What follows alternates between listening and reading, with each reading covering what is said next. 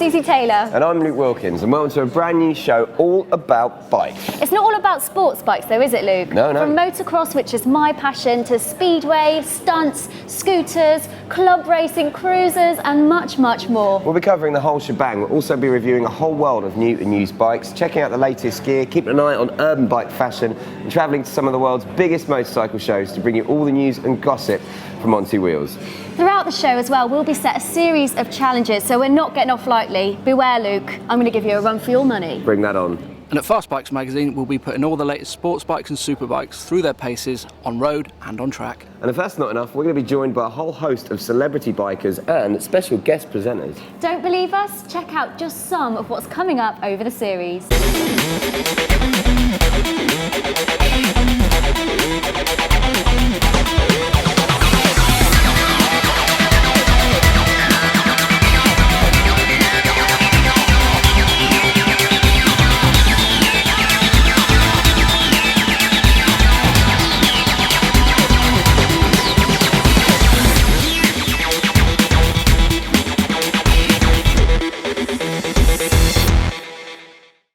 So let's find out what's coming up on the first ever Bike Channel show. We head out to Spain with Fast Bikes magazine to find out which machine will end up top dog in their sports bike shootout of the year. After his shock announcement of retirement, I catch up with British biking legend James Toseland. And I'll be checking out the Triumph 675R and finding out whether it's on a par with Concorde. Now Luke, how many times have we been down the pub arguing about which is the fastest sports bike? Honestly, so many times it's ridiculous, man. It is the age-old debate that affects all sports bike riders though. We all want to know which bike's got the best top speed, which bike produces the most brake horsepower, and more importantly, which bike would set the fastest time on track. Now, to test these million different variables would be not impossible. You would need a couple of days of pure, unadulterated track time, 10 of the world's best sports bikes, and some very fast, very good, and very consistent riders. Luckily for us, it's exactly what Fast Bikes magazine did, and they invited us out to check out the results.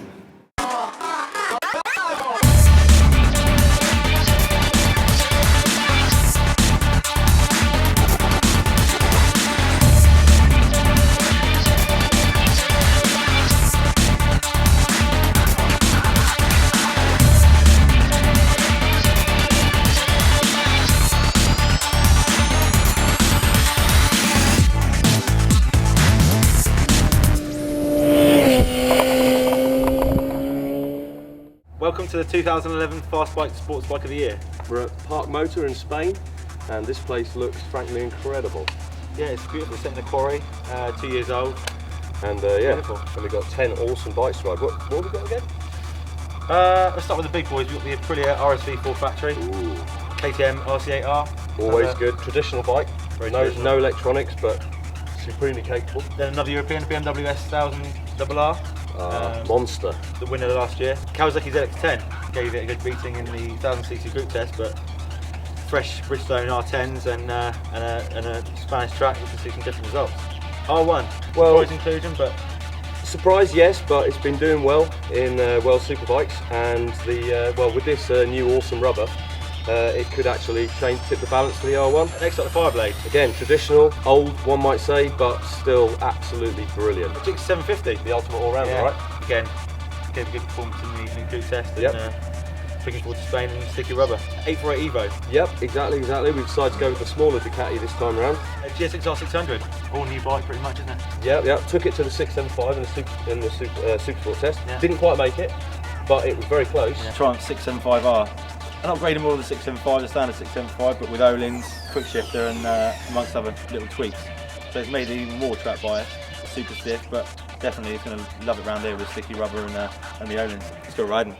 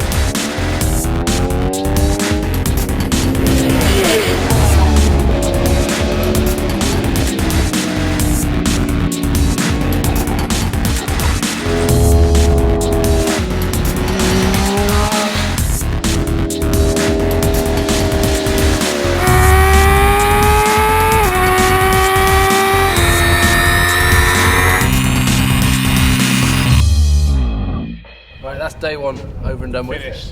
What a terrible day that was. Awful, wasn't it? Absolutely, What from a start to rubbish finish. track. In truth, this is one of the best tracks I've ever been to, and before coming here, I hadn't even heard of the place. It is absolutely incredible. It's a hidden gem of Spain, that's for sure. Definitely. We've only on day one, and we're already talking about coming back here next year, so it's mega. Yeah, fantastic. And then 10 bikes. They've done all right, haven't they? The pecking order's going up and down a bit, but there's a few favourites in there. Oh, there's definitely a couple of favourites there. Yeah. Definitely a couple. But tomorrow's going to be the day, and the tyres. Well impressed with those tyres. They have lasted all day. How many laps? I think the Aprilia did 180 miles, and the others were close to follow that, so 2.5 mile circuit. That's a fair old. Plenty of laps. It's a big wedge, isn't it? Yeah. And there's still life in them tomorrow. So that's where we're going to leave you. I think, as they say around here, mañana. Ciao.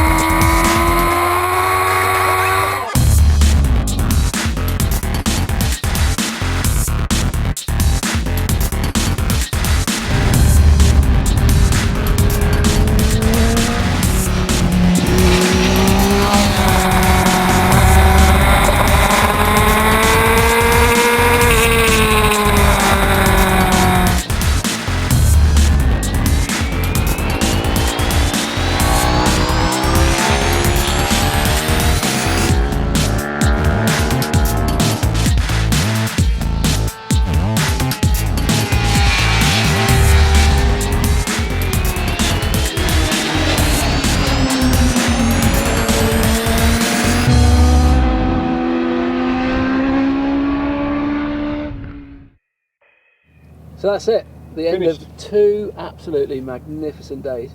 10 amazing bikes, 1 amazing track.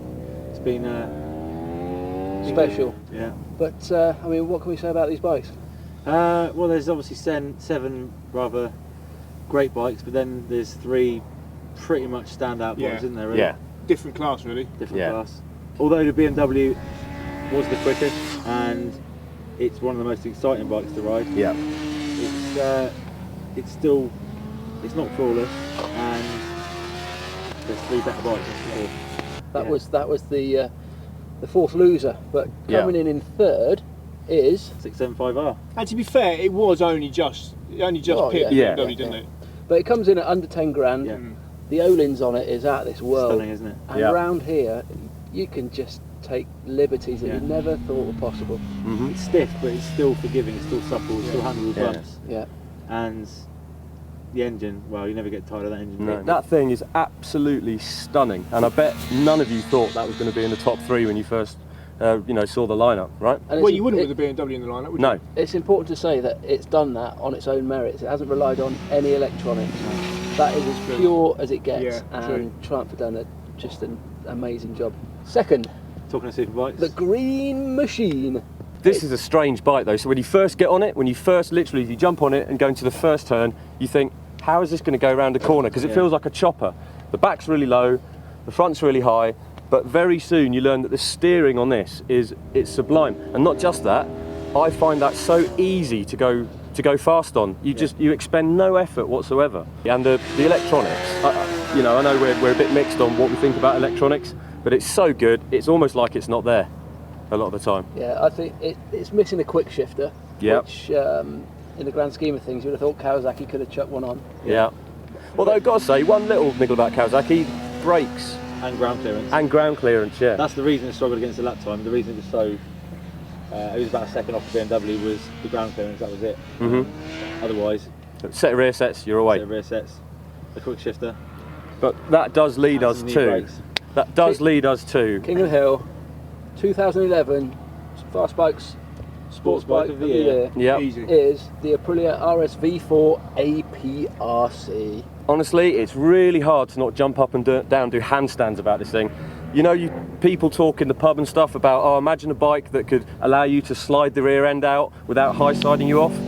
This is the thing to do it. It is absolutely insane. But it's everything, isn't it? It's everything. The V4, just to go to show you that you don't need 200 horsepower No. to go quickly. It's you know, it's all immaterial dyno numbers. It's the finesse of it. Yeah. Yeah.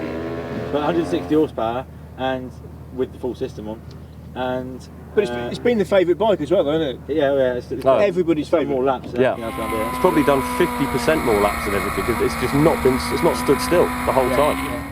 And it seriously, if you've not ridden one of these and you're kind of like humming and hawing about what to get, go give one a go. They're bonkers. It's big money, but It is big money. Yeah. But it you is. really do get what you pay for. Yeah. It's a sports bike of the year test, and it is the best of the best, and that is the best of the best, certainly. That's it. You've heard it. Yeah. That was Sports Bike of the Year. Sayonara. Ciao. See ya. Ciao, ciao.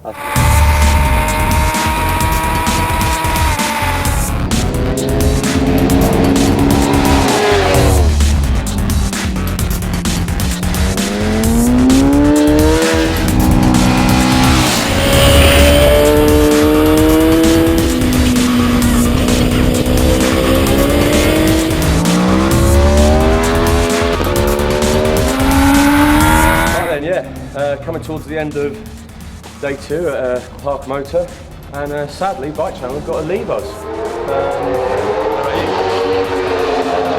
Diddums, I say. Because I think a few more laps before we go. I think so. A bit more on board. Yeah, a little bit more on board. Yeah. Okay, so see you Bike Channel. Enjoy the wait in customs and all the rest of it. Yeah, and your flight on Sleazyjet as well. And all the We're going to get Bevan on the boat. Yeah, we'll be nice and relaxed on the boat while you're having a really quite shonky time with things. But never mind, and thanks for your time. Bye now. See ya.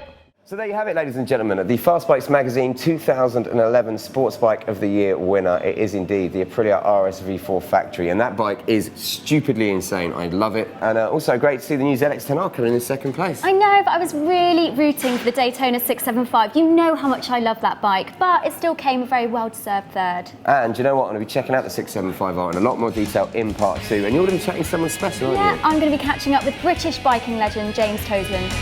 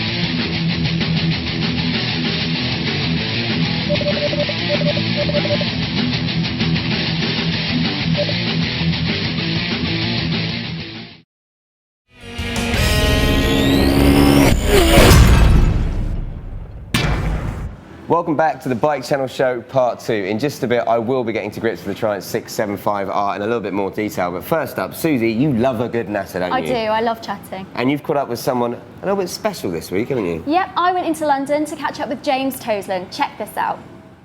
Today, I've come to Maida Vale in London to meet an iconic person in the world of motorcycle racing. He's won 2 World Superbike Championships, he's raced in MotoGP against the likes of Valentino Rossi, and he's a little bit nifty with the old fingers on the piano. But last week, James Toseland gave the devastating news that he is in fact retiring from motorcycle racing due to an injury that he sustained whilst testing. Let's have a quick chat with him and find out more.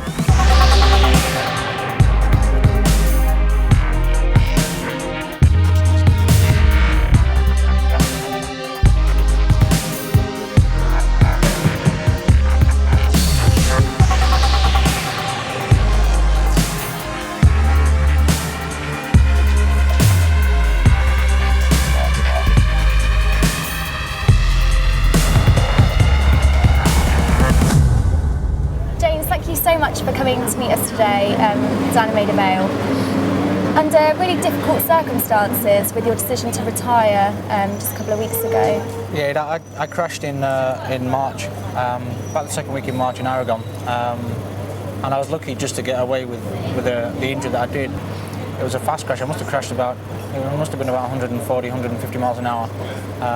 High-sided. It was only a test though, so there was no real medical people there, and they rushed me to hospital because I split my helmet open quite badly, and so I'd really hit the hard quite bad.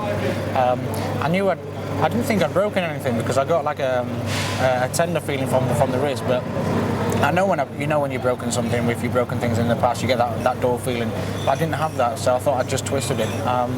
I got to the hospital, they x-rayed it, but unfortunately only from one position, and they saw that I got a small break to my radius bone, and they thought that was it. And I thought, oh, perfect. You know, I knew that was only going to be a week to recover before Donington, which was the next race, my home race.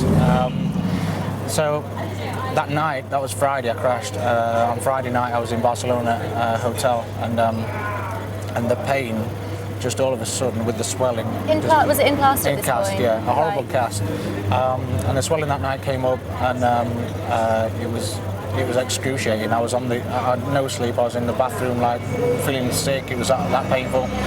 It's awful when you're that far away from home, isn't it? As well, people that you know too. Well, I didn't know where it was coming from, because at the initial crash, you see, usually you get the pain instantly if you've broken something, not something that kind of builds up. You've broken a bone in your hand before, haven't you? So you knew what that pain was like.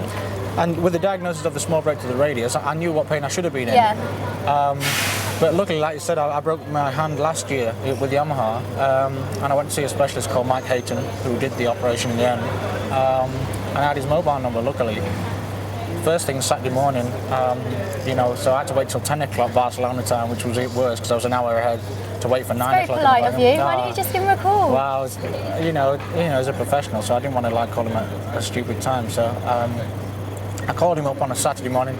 I was still at Barcelona. I said, is it possible to just meet us just to see what's wrong with it? Because I thought the cast was so bad, it was just pushing on this small break to the radius. I thought it was just too tight. And with that, it pricked Mike's ears up as though something was not just a broken radius. And he said, I'll just get you down to X-ray just to make sure. And he took it from the lateral view as well as the overview. And I just remember him looking at the X-rays and looking at me, and he said, when was the last time did you eat any food? This is about 2-3 o'clock. Why? He says that we have to get you down now. And tomorrow, he said, it could be too late, and it could have had paralysis to the hand. I've just decided to, unfortunately, make the decision to retire. But if I'd have been in that situation and not only had to retire from racing, but also use my piano and everything, it's like to have not used to the hand. It'd been terrible. So Mike obviously did the operation for you, and then I guess you had to have some kind of rehabilitation. It was 6 weeks, wasn't it, that you took off, or you were meant to take off? Well, I had the metal pins. I had 4 metal pins in the wrist to keep the bones, because the dislocation, what I'd actually done, I had mentioned, I'd actually dislocated my lunate bone by nearly a centimetre and tore the ligaments, and as he took me down on the theatre, he said, just brace yourself that you might not be able to ride again. The operation went as well as Mike could hope, really, with how bad it was. I had the pins removed. It's been getting stronger. I got the strength back, and I got the grip back for the braking, and everything was coming back.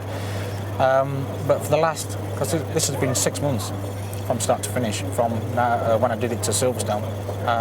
But I'd known from the last 2 or 3 months that everything was getting better, except for my range. I just could not bend my wrist back. And it's dangerous, isn't it? It is, because I was having to apply the throttle with my arm instead of winding it on with the wrist. And in Silverstone, I came back for Monza for a few laps, and on Friday morning at Silverstone I was 4th quickest, but then I was having to have injections because it was really, really painful. Such a heartbreaking decision to make, retiring, but a very brave and selfless decision to make as well, because I guess you were thinking about other riders as well. If you haven't got full flexibility in your hand to do what you need to do. Because you could be quite selfish and be like, no, this is what I want to do, because I know how passionate you are about racing. It's everything, Now, on Monday morning after Germany, I called Mike up. And I said, I need to see, I'd not seen him for a while. I said, I need to see you, Mike, because the wrist is getting much better on every aspect except for my movement. And on the phone, he said, I'm going to have to be brutally honest with you when I see you. And that was his words. And he was flying from Manchester to Heathrow and then on to Las Vegas for a conference. And I met him in the airport in Heathrow, in the bar. And I said, everything's going great, but I can't bend my wrist. And he just looked at me and said, it's not going to change. Unfortunately, with the way the bones have all settled, that's as much range as you can hope for. There's no physio, nothing you can do to help it. I can go back in there, but not until another year, until all the scar tissue and everything's settled down, because there's no guarantee of it being better. But he says there's very little chance of getting any more movement out of it. So that made the decision for me, because I got back in the car after the meeting and I sat there and 30 years old, and I was like, I can't ride a motorcycle the way I used to, and if I can't do that, I can't win. Well, I only did with him. Yeah. So motorcycle racing, and obviously how good you are on the piano, is really like opening up different avenues for you. Maybe like, have you thought about what you might do now? Is it really hard? I mean, it's tough. Yeah, it is tough. Yeah, but having to retire at this age, I'm at an age where if I want to do something serious again, and have a career at something else, because I'm young enough still. 30? 30, yeah, 31 in a few weeks. It's not old. No, I'm not doing too bad yet. I'm not feeling it. I'm not feeling it. But yeah, music has always been. Music was my first passion. So to think that I could have a career in music would be amazing. So that would be my first choice. And then obviously I want to be involved in motorcycling at some level. And of course you will be. Yeah. So if it's TV works, commentating or presenting or doing something along those lines. Not nicking my job. Not nicking your job. I'm not rich enough to nick your job. But yeah, something, because motorcycles give me everything. Because I started at 16, I never had a proper job, and everything that I do have, the house and the cars and everything else, it's all from motorcycling. So I've got, I'd really like to put back as much as I can what it's given me. I think it's tragic, so tragic for you, and obviously all your adoring fans as well, that you've had to retire from motorcycle racing. But I know that everyone supports you and wishes you the very best for your future career. We'll be keeping a lookout for you as well. Thank you so much for coming to meet me today. My pleasure, thanks. What a nice guy, and it's always so sad to see any racer's career brought to an end prematurely, man. I know. I mean, I've known James since his first season in World Superbike racing, and everyone knows how much motorcycle racing means to these guys. They live and breathe it. But we know that this isn't the last we'll hear of him. He'll bounce back. So good luck, JT. Right then, Triumph this year decided to update their class-leading 675 sports bike, the Daytona, and they brought out the 675R. It's got some new suspension, some new bells and whistles, and we thought we'd take it somewhere a little bit special to put it through its paces. Welcome to Brooklands Museum, the home of British motorsport. We have the iconic banking of the famous circuit, or the old circuit, just over there. And it is also home to what I consider to be the greatest piece of British engineering, forget the French, ever. Ladies and gentlemen, there's Concorde, for crying out loud.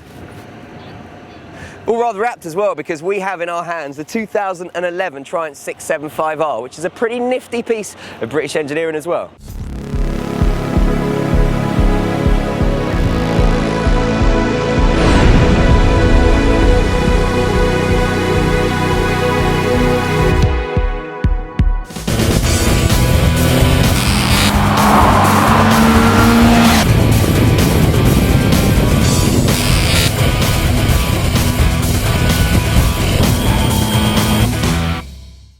The bike costs £9,799, which seems a lot for a 600 Super Sport, and it is £1,400 more than the standard 675, but you get a hell of a lot of bang for your buck. So let's start with the Brembo front disc monoblock brakes. Not only do you get that, you also get Öhlins suspension throughout. I mentioned the rather snazzy, unique paint job with the exposed red frame here, plus, my friends, you get a quick shifter, which will help all you budding track enthusiasts shave an extra few tenths of a second off your lap time. The engine is Triumph's inline triple-cylinder 675cc unit, which produces 126 brake horsepower, 115 at the back wheel, and 55 pound-foot of torque. But my goodness, it's not about the figures, it's about how it delivers that torque. It has almost a completely flat power band. It is unbelievable. That triple just lets it pull from about, well, tick over 1,000, 2,000 RPM, unlike most 600s that you have to get up to about 6,000 or 7,000 before you really start to get excited. It is pretty spectacular, it's got to be said. So what do all these new bits add up to? Well, it's got to be said, it has to be one of the best bikes I've ever ridden. And I'm not just saying that because I'm a big Triumph fan. You know I love my 600 Super Sports. Had a brilliant time on the ZX6R recently, the R6, and the new Gixxer 600, which is an incredible machine. But this is something else. To have a 600 that delivers so much power, so much torque, low down in the rev range, it means that you're not struggling to wind it up. You're not having to wring the neck of the bike from the word go to get the most out of it. If you wanted a bike just to literally race on track, this is probably one of the best track tools I've ever ridden. I sound like I'm waxing lyrical about this. Well, do you know what? I kind of am. I'm excited because Concorde's behind me, but I'm more excited about getting on this and riding it home because it is that special. Yes, it's a lot of money. £9,799 for a 600 when 600 usually cost you £6-7 grand, seems a bit. But if you think the standard bike, most 600s coming around £8,500, you're paying an extra 1,400 quid for all these goodies. You also get a really nice LCD and LED display. It, if you ask me, is a spectacular machine, and as much as I hate to say this, having plumped for the ZX6R in our recent kind of 600 shootout, and it's always been my favourite 600, I've got a new favourite Supersport bike. It's this one, and I blooming well love it. And it seems fitting that we have it in white to stand in front of Concorde, because trust me, these are two great pieces of British engineering. Do you know what? I absolutely love that bike. I used to have one and I miss it so much. Honestly, it is amazing. It's such a competitive category, the 600 Supersport market, but it really does stand out, if you ask me, head and shoulders above the rest. And yes, it's quite tightly set up. It's not an ideal everyday commuting bike, but who cares? When it looks like that, sounds like that, and goes like that, I want Santa Claus to put one in my stocking. I don't think he will. You've not been a good boy. And I've not got a big enough stocking, but hey. Luke, that's it. The end of our very first episode. I can't believe it's come to an end already, but don't forget you can check out all our features and loads more in full at bikechannel.com. And if you're web savvy, you can follow us on Twitter at bikechannel. Yep, and facebook.com/bikechannel. Right then, thanks to everyone at P&H Motorcycles who let us come down and use their showroom as our base of operations, which it will be for the next few weeks. And make sure you tune in next time as we bring you more from the world of two wheels.